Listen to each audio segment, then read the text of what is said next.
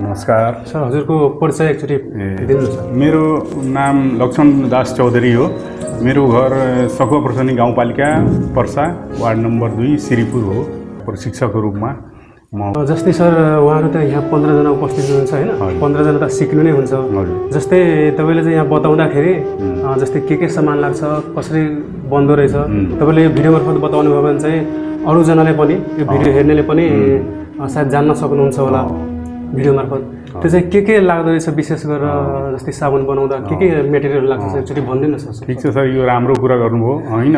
यो त एउटा फर्स्ट यो बिना मसिन प्रयोग नगरिकन तपाईँ घरमा होममेड साबुन आफै बिना मसिन प्रयोग नगरिकन तपाईँ घरमा कसरी साबुन सरफ बनाएर तपाईँ प्रयोग गर्न सक्नुहुन्छ, बेच्न सक्नुहुन्छ, त्यसको लागि हो।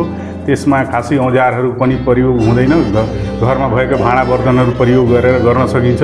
एउटा यो मात्र यो सिलिकन मोल्डहरू छ, जस्तै यहाँ छ तपाईँको, त्यो एउटा मात्र किन्नुपर्ने अवस्था हुन्छ। यहाँ उपलब्ध छैन, त्यसको व्यवस्था मात्र गर्ने हो। त्यो सिलिकन मोल्ड हो, त्यसमा फिनिसिङ पनि राम्रो हुन्छ, एक्ज्याक्ट त्यो वेट पनि आउँछ, फिनिसिङ राम्रो हुन्छ, काट्न पर्दैन, एकदम सजिलो हुन्छ है। अनि त्यसमा अब कच्चा पदार्थको कुरा गर्दाखेरि अब त्यसमा मेन यो कास्टिक सोडाहरू हुन्छ। यो 5 दिनेमा उहाँहरूले चाहिँ व्यावसायिक रूपमा चाहिँ योग्य बन्न सक्नुहुन्छ कि हुन्न? एकदम बन्न सक्नु। यो त अब 5 दिन किन राखेको भन्दाखेरि यो अस्तोन्नति हो होइन, अपग्रेड गरे। पहिले पनि उहाँहरूले धेरै कुराहरू बुझिसक्नु भएको छ यो साबुनको बारेमा, त्यसकारणले 5 दिन राखे होला, मलाई यस्तो लाग्छ है। 5 दिन पनि एकदम सफिसियन्ट छ। यदि राम्रोसँग उहाँहरू ध्यान दिएर सिक्नुभयो भने 5 दिनमा एकदम व्यावसायिक रूपमै म बनाइदिन्छु। 5 दिनमा योग्य एकदम, यसमा केही छैन एकदम। तर उहाँले ध्यान दिनु पऱ्यो, बस डेली आउनु पऱ्यो 5 दिन, नत्र आज आयो भोलि अब्सेन्ट, त्यो हुँदैन। हजुरको एकचोटि परिचय पहिला दिनु पऱ्यो तपाईँको। मेरो नाम गोमादेवी लम्साल, कोल्वी 8 मिलन्चोक। बेसिक ट्रेनिङ जुन लिनुभएको थियो नि, हजुर, त्यो ट्रेनिङमा र यो ट्रेनिङमा तपाईँको साबुन बनाउने प्रक्रियामा चाहिँ के भिन्नता छ? जस्तै यसलाई किन अस्तोन्नति भनियो भन्नुपर्यो?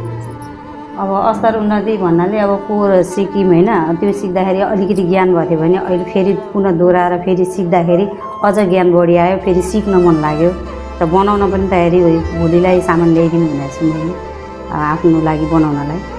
किनभने पहिलाभन्दा अहिले अलिक छिटो सिक्यो, अलिक ज्ञान भयो कि जो सिकिरहेको कुरालाई फेरि चाहिँ रिपिट गर्दाखेरि चाहिँ हजुर क्याच गर्न चाहिँ सजिलो भयो। हजुर, सजिलो भयो, यस्तो सजिलो भयो।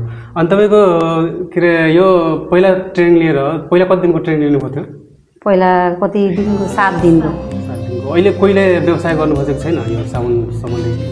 गर्नु भएको छ, 2 जना साथीहरू हुन्छ, उहाँहरू के अरे व्यवसाय गर्नुभएको छ भन्दा व्यवसाय नगरे पनि आफ्नो घरमा युज गर्नको लागि, घरमा युज गरेर पनि बाहिर अलि भनौँ न 2-4 जनाले चाहिँ त्यो बेच्नु भएको छ। कतिको सजिलो छ यो साबुन सरफहरू बनाउनलाई?